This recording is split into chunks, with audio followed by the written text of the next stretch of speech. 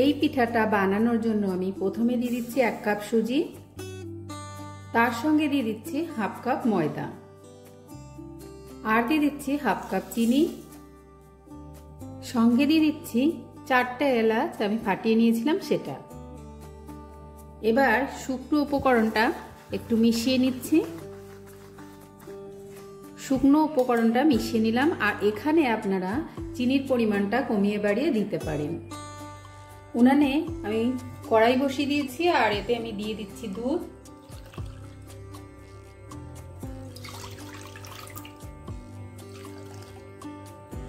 এখানে আমি 1 কাপ সুজির জন্য 2 কাপ দুধ দিলাম, আর হাফ কাপ ময়দার জন্য আমি হাফ কাপ দুধ দিলাম।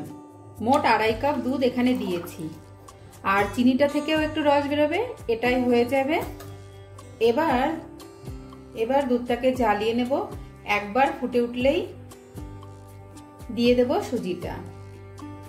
দুধটা ফুটতে শুরু করেছে। এবার আমি যে সমস্ত উপকরণ দিয়ে সুজিটাকে মিশিয়ে রেখেছিলাম সেটা অল্প অল্প করে এই দুধের মধ্যে দিতে থাকবো, আর এক হাতে এইভাবে খুন্তি দিয়ে নাড়তে থাকবো।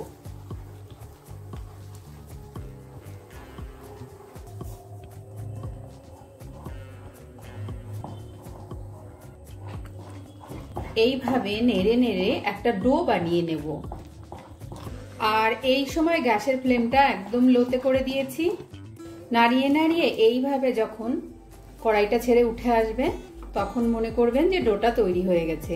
এবার এটাকে এর থেকে বেশি আর শক্ত করা যাবে না, এইভাবেই আমি নামিয়ে নিচ্ছি এটাকে। এবার যে থালাটার মধ্যে আমি ডোটাকে নামিয়ে নেব সেই থালাটা একটু তেল ব্রাশ করে নিয়েছি, আর এর মধ্যেই নামিয়ে নিচ্ছি ডোটাকে।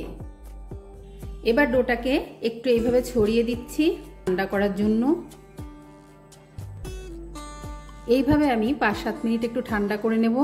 খুব ঠান্ডা করা যাবে না, একটু গরম থাকতে থাকতে মাখিয়ে নিতে হবে ডোটাকে। আর উনানে আমি আরেকটি কড়াই নিয়ে নিয়েছি, আর এতে দিয়ে দিচ্ছি গুড়। তার সঙ্গে আমি দিয়ে দেব এখানে ছানা।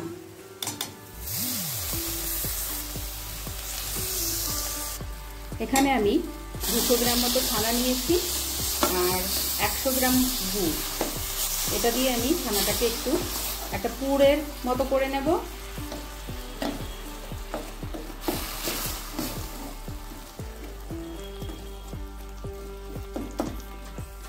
আর এখানে আমি গুড় দিয়েছি, আপনারা চাইলে চিনি দিয়েও করতে পারেন, আর মিষ্টির পরিমাণটা কমিয়ে বাড়িয়ে দিতে পারেন। তো আমার পুরটাও রেডি হয়ে গেছে। এবার পুরটাকে নামিয়ে নিচ্ছি।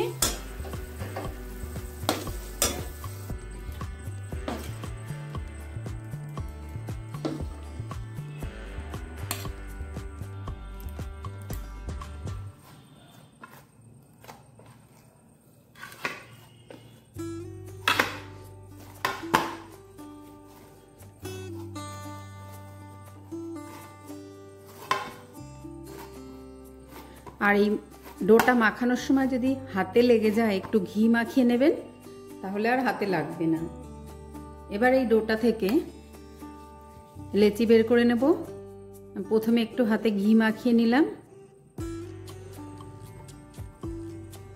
এইভাবে একটু নিয়ে নিয়েছি হাতে। এটাকে একটু গোল করে এইভাবে ভেতরটা একটু জায়গা করে নিতে হবে। আর যে পুরটা আমি বানিয়ে রেখেছিলাম সেই পুরটা এখান থেকে একটু পুর নিয়ে এর মধ্যে দিয়ে দেব। আর আবারও বলছি, আপনাদেরকে যদি মিষ্টির পরিমাণ আপনাদের কম মনে হয় তাহলে আপনারা একটু বাড়িয়ে দিতে পারেন।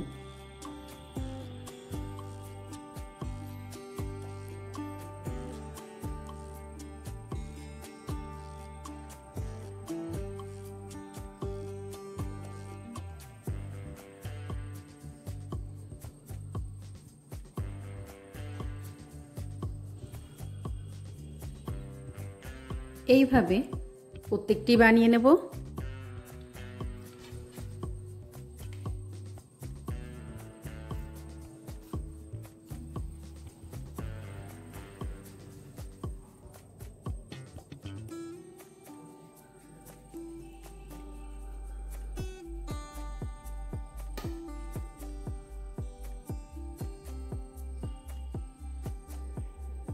এবার এর মুখটাকে এইভাবে একটু বন্ধ করে দিতে হবে।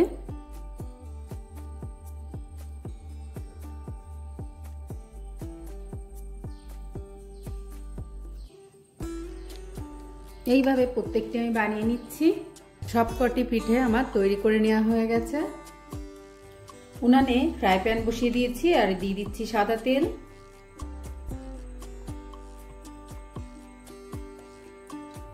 হাই ফ্লেমে তেলটা গরম করে নিয়ে এবার গ্যাসটাকে আমি লো করে দিচ্ছি আর এবার আমি ছেড়ে দিচ্ছি পিঠাটাকে।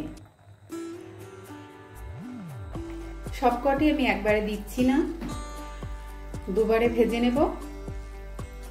পিঠাটা দেওয়ার আগে হাই ফ্লেমে আমি 1 মিনিট তেলটাকে গরম করে নিয়েছি আর এবার লো টু মিডিয়ামে আছে। এইভাবে আমি কিছুক্ষণ ভেজে নেব। লো টু মিডিয়ামে রেখে আমি এটাকে 2 মিনিট ভেজে নিয়েছি। এবার একটি চামচের সাহায্যে এটাকে উল্টে দিচ্ছি।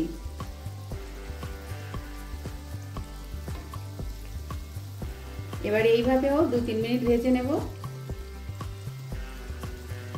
এবার গ্যাসের ফ্লেমটাকে আমি মিডিয়াম টু হাই করে রেখেছি। এইভাবে গোল্ডেন কালার আসা পর্যন্ত ভেজে নেব।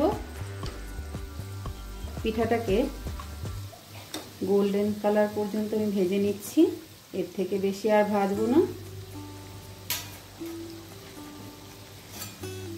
এবার পিঠাটাকে আমি নামিয়ে নিচ্ছি।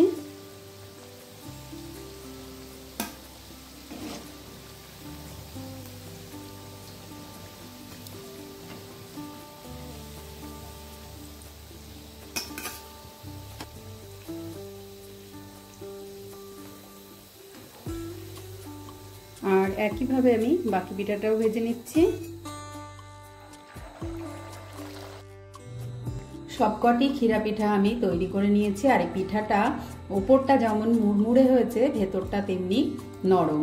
তো একটি পিঠা আপনাদেরকে আমি ভেঙেও দেখে দিচ্ছি, আওয়াজটা শুনেই বুঝতে পারছেন। আর পিঠাটার ভেতরটা দেখুন, এতটাই সুন্দর হয়েছে পিঠাটা। আর এই পিঠাটা খেতে খুবই মজাদার হয়। এটা উপরটা কুড়মুড় কুড়মুড় আর ভেতরের সুন্দর একটা ক্ষীরের পুর, খেতে খুবই ভালো হয়। তো আপনাদেরও যদি ভালো লাগে এইভাবে পিঠা আপনারাও বানিয়ে নিতে পারেন। আর এতক্ষণ যারা আমার ভিডিওটি দেখছেন সবাইকে জানাই অসংখ্য অসংখ্য ধন্যবাদ। আজকের মতো এই পর্যন্ত। সবাই ভালো থাকবেন, সুস্থ থাকবেন। নমস্কার।